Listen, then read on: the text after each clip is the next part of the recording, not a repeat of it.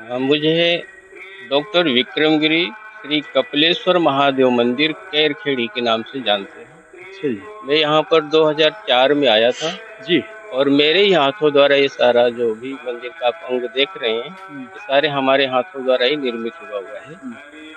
और यहाँ नित्य रुद्राभिषेक और नित्य यज्ञ हुआ करता है। ये बड़ा ही पवित्र पावन स्थान है।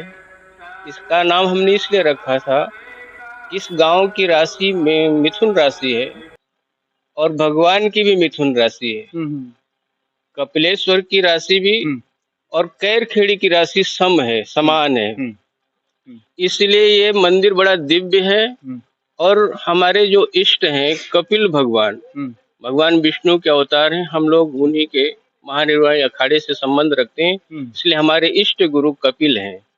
और भगवान कपिल जो है, वो भगवान शिव की आराधना करते हैं, इसलिए भगवान शिव का नाम यहाँ पर कपिलेश्वर, कपिल के जो इष्ट हैं, कपिल के जो आराध्य हैं, वो भगवान शिव यहाँ पर विराजमान है। हाँ, तो पंडित जी आप बड़े पुराने हैं यहाँ पर कैर खेड़ी का क्या मतलब है कि कैर खेड़ी ही क्यों रखा नाम गाँव का?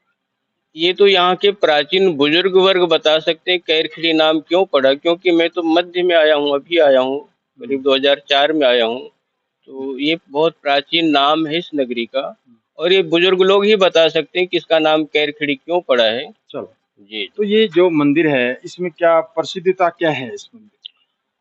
ये नर्मदेश्वर शिवलिंग की स्थापना है यहाँ पर। हुँ। और कहते हैं जहाँ पर नर्मदेश्वर शिवलिंग होते हैं, वहाँ पर भगवान साक्षात विराजमान हो जी, जाते जी, हैं। जी। और काले पाषाण का शिवलिंग नर्मदा से निर्मित है, तो ये स्वयं तो सिद्ध है ही है। हुँ, उसके बाद फिर काशी के विद्वान आकर के यहाँ पर दिव्य मंत्रों के द्वारा प्राण प्रतिष्ठा कर्म किया गया है, हुँ। इसलिए इसकी दिव्यता कुछ विशेष है। चलो पंडित जी हम अभी थोड़ा-सा हम चैप्टर चेंज कर जी देते हैं जी जी क्योंकि अभी ना इलेक्शन का माहौल है। जी। चुनाव है हरियाणा के अंदर और हरियाणा के अंदर चुनाव में सभी प्रत्याशी हैं अपनी-अपनी दौड़ में लग रहे हैं या दुनिया की दौड़ में लग रहे हैं, ये मालूम नहीं पड़ रहा अभी तक। क्या मैं अपने लिए वोट माँग रहा हूँ या पब्लिक का विकास करने के लिए वोट माँग रहा हूँ, यही समझ नहीं आता। इसके बारे में क्या कहेंगे? जी, वैसे तो देखा जाए राजनीति तो बड़ी टेढ़ी चीज़ है, इसको समझना बड़ा टेढ़ा काम है। हुँ, लेकिन मुझे जहाँ तक अनुमान है कि हमें ऐसे प्रत्याशी को चुनाव करना चाहिए जो क्षेत्र में कार्य कर सके, विकास कर सके और उन्नति कर सके। ऐसे प्रतिभाशाली जो हमारे जो भी कैंडिडेट हैं, उन्हीं का चुनाव करना चाहिए। आप आज बड़े आप आज बड़े आप बड़े पढ़े-लिखे हैं। आज सौभाग्य से हुँ, हमारे इस मंदिर में नरेंद्र नाथ शर्मा जी आए थे। क्या बात है। बड़े होनहार दिख रहे हैं, बड़े हुँ, दिव्य लग रहे हैं। मैं प्रथम बार ही मिला हूँ, लेकिन उनकी जो छवि मैं देख रहा हूँ, अनुभव कर रहा हूँ, बड़े दिव्य हैं हुँ, और बड़े कर्मठ लग रहे हैं। हुँ, उनके अंदर बड़ी साधुता है, बड़ी शालीनता से हमसे मिले और अपनी बातें शेयर किए। हुँ, मैं इनका बहुत-बहुत साधुवाद देता हूँ और सभी जनमानस को आग्रह करता हूँ, ऐसे जो कर्मठ व्यक्ति हैं, इनका साथ दें, इनका सहयोग करें, उनको भारी मतों से विजयी बनाएँ। हुँ। यही मेरा अभी आग्रह है। जैसे प्रेज़ेंट में मोदी सरकार है, वो भी नमो नमो है और वो भी धार्मिक विचारों की हैं। सभी को रंग दिया है भगवे में, जैसा कि आपने भी भगवा रंग डाला हुआ है। तो मोदी जी के बारे में क्या कहें? मोदी जी की जो विज़न है, उनका जो जो लक्ष्य है, वो तो बहुत विशाल है। हुँ, मोदी जी के बारे में जैसा मैंने सुना है, जैसा अनुभव किया हूँ, वो देश के बारे में सोचते हैं, देश हित में कार्य करते हैं, तो उनकी छवि तो श्रेष्ठ है ही है, लेकिन उनका साथ अगर ऐसे कर्मठ लोग भी देने लगें, तो सोने में सुहागा हो जाएगा हमारे देश का। हुँ। क्या वजह है कि मोदी जी तो अच्छे हैं, क्या नीचे कार्य नहीं होते? इसके बारे में क्या कहें? धीरे-धीरे परिवर्तन आ रहा है समाज में। हुँ, और आज जिस प्रकार से हिंदू संगठन संगठित हो रहा है, हुँ, आने वाले कुछ सालों में मुझे महसूस हो रहा है कि हिंदू समाज बड़ी बड़ी मतलब व्यापकता के साथ में अपना कार्य करेगी। हुँ, हुँ, हिंदू संगठन बहुत तीव्र गति से आगे बढ़ रहा है। हुँ। तो अभी जो मैदान में तो कई प्रत्याशी हैं, कांग्रेस की पार्टी भी है, जैसा कि पहले वो रही है कई सालों से। अब आ गई न अपने इनेलो पार्टी, गठबंधन की सरकार आ गई। क्या ये गठबंधन की सरकार अब की बार विजय पा लेंगी? हाँ, मुझे भी ऐसा ही लग रहा है कि बहुमत तो मिलना बड़ा कठिन हो रहा है इस बार, हुँ, क्योंकि सभी लोग अपना-अपना दावा कर रहे हैं, सभी लोग अपना-अपना प्रचार-प्रसार बहुत तीव्र गति से कर रहे हैं।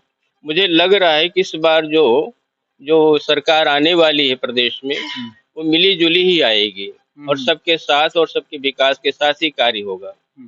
पंडित जी, आप भी बड़े विद्वान ही लगते हैं और मेरे ख़्याल में आप काफ़ी पढ़े-लिखे भी हैं, विद्वान भी हैं और भगवान के चरणों में रहते हैं।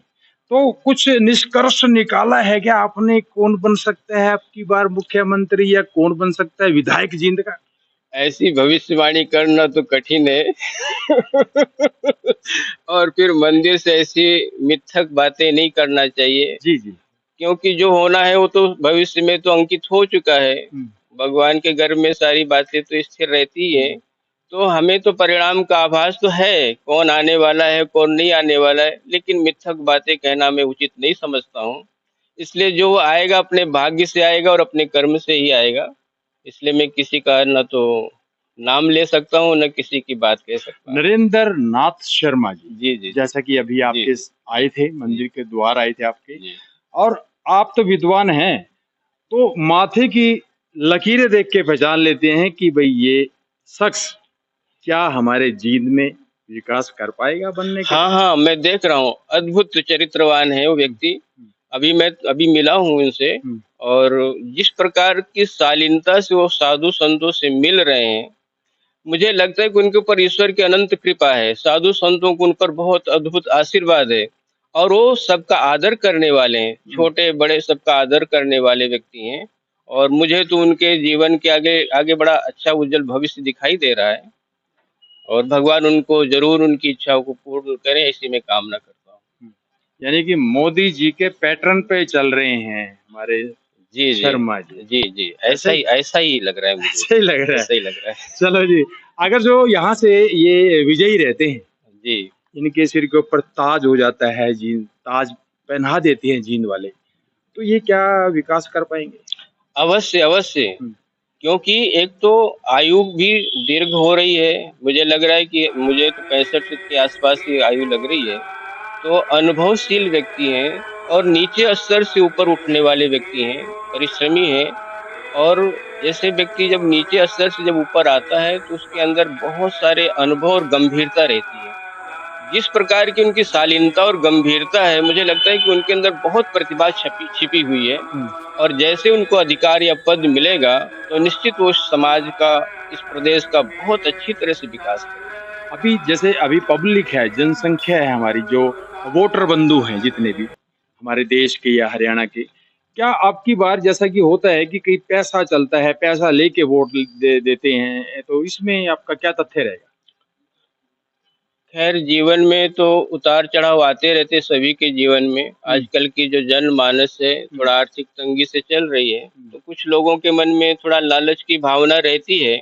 लेकिन अधिकांश लोगों को जो है देश के बारे में विचार करने की आवश्यकता है, देश हित में कार्य करने की आवश्यकता है। थोड़े-थोड़े लालचों से वंचित रह करके दिव्य कार्य करने की आवश्यकता है। हुँ, इसलिए मैं सभी प्रदेशवासियों से यही कहना चाहता हूँ कि आपके सामने जो प्रत्याशी है, वो कितना योग्य है और कितना कार्य करने की क्षमता रखता है, उसके अनुसार अपना मत दें, ना कि पैसे के बल पर अपना मत करें। पैसे के मत पर अगर आप करेंगे तो ना तो आप इधर के रहेंगे ना उधर के रहेंगे, हुँ, बीच में अधर में रह जाता है। इसलिए पैसे के मत से कोई कार्य नहीं करना चाहिए, समाज हित में कार्य करना चाहिए, हुँ। यही मैं सभी प्रदेशवासियों को आग्रह करता हूँ। तो पंडित जी एक और बात पूछना चाहेंगे आपसे, जैसा कि कई विश्वास जीत लेते हैं कैंडिडेट, लोगों को लुभावने सपने दे के, चलो कोई मंत्री बन भी जाता है। हमारे जींद के अंदर बहुत से बड़े-बड़े मंत्री बने, फाइनेंस मिनिस्टर बने, बहुत अच्छे-अच्छे लोग आए, मगर वो विकास नहीं कर पाए जींद का और जब वो मंत्री कई उनको पदवी मिल जाती है तो आँखें बंद कर लेते हैं। क्या ये भी बंद कर लेंगे आँखें? नहीं नरेंद्र नाथ शर्मा जी। राजनीति में थोड़ा-सा छल-कपट द्वंद तो चल ही रहा है, हम देख ही रहे हैं। बिना छल-कपट के कोई राजनीति सफल हो ही नहीं रही है। जी, जी। अगर निष्पक्ष होकर के अगर आप कोई कार्य करते हैं, तो उसमें सफलता ज़रूर मिलती है, थोड़ा विलम्ब लगता है। लेकिन हमारे शर्मा जी जो हैं, ऐसे व्यक्ति नहीं दिखते हैं कि वो किसी झांसे में आ जाएँ। हुँ। वो जो भी कार्य करेंगे, हम सबके हित में ही करेंगे, ऐसी मुझे आशा है, ऐसी उम्मीद भी मुझे है। तो अब की बार आपके कैरखेड़ी का एक-एक वोट किसको जाने वाला है? वो विकास के लिए जाएगा या किसी वोट तो विकास के नाम पर ही जाएगा, क्योंकि आजकल हम देख रहे हैं कि लोग विकास से तो दूर रहते हैं, अपनी झोली भरने में लगे रहते हैं। लेकिन जनता भी बड़ी होशियार और बुद्धिमान हो चुकी है। हम चाहे उनको कितना ही रिझाएं, चाहे कितनी झांसे दें, लेकिन जनता तो अपना मत दे ही देती है। और वो मत कब होता है? इलेक्शन के एक दिन पहले सारा मतांतर एकजुट हो जाता है और एकजुट होकर के कार्य कर देती है। पंडित जी बेसिकली कहाँ से हैं आप? मैं बनारस में रहा हूँ, बनारस में ही पढ़ा हूँ, और विचरण करते हुए इस स्थान पर मैं जब आया तो ये रिक्त स्थान पड़ा था, तो यहाँ पर मेरे मन स्थिर हो गया, रुक गया मेरा मन। मन में इच्छा हुई कि यहाँ पर कुछ करना चाहिए। आप ज्ञानी ध्यानी आदमी लगते हैं। जी, मैं भजन करता हूँ और भगवान की आराधना में, उनकी शरण में सदा रहता हूँ। उन्हीं का पॉलिटिक्स में भी थोड़ा इंटरेस्ट नहीं, पॉलिटिक्स में मेरा कोई रुचि नहीं है। मैं केवल भक्ति करता हूँ और शांति से जीवन जीता हूँ। हमारे चैनल के बारे में दर्शकों को क्या कहेंगे? क्या ये तरक्की कर पाएगा? क्या ये नेशनल चैनल बन पाएगा? न्यूज़ 7 जी, हाँ, आपका तो व्यक्तित्व मुझे बहुत अद्भुत दिख रहा है। और आपका जो बोलने की शैली है, जो बात करने की शैली, जो हमारे अंदर बैठा जो ज्ञान है उसको निकालने की जो कला आपके अंदर है, वो मैं महसूस कर रहा हूँ कि आने वाले समय में आप बहुत आगे तक जाएंगे। बहुत बहुत धन्यवाद। चलो जी, बना रहे हमारे पर आशीर्वाद आपका पंडित जी। और ये थे पंडित जी क्यारखेड़ी से, और बहुत बढ़िया उन्होंने अपडेट दी। हम एक बार फिर मिलेंगे इनसे जब सिर के ऊपर ताज होगा नरेंद्र नाथ शर्मा जी के ऊपर, जब इनसे मिला जाएगा। Sir thank you sir. वाह जी वाह पंडित।